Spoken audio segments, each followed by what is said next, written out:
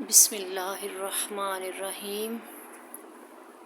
مدینے کے تاجدار رسولوں کے سالار صلی اللہ علیہ وآلہ وسلم نے فرمایا،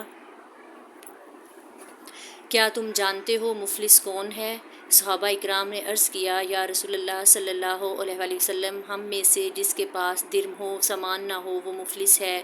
فرمایا، میری امت میں مفلس وہ ہے جو قیامت کے دن نماز، روزے اور زکوٰۃ لے کر آیا اور یوں آیا اسے گالی دی،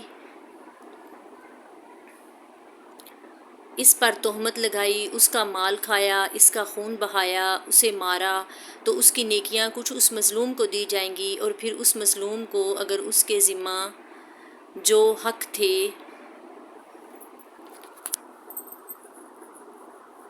ان کی ادائیگی سے پہلے اس کی نیکیاں ختم ہو جائیں گی، تو ان مظلوموں کی خطائیں لے کر اس ظالم پر ڈال دی جائیں گی، پھر اسے آگ میں پھینک دیا جائے گا۔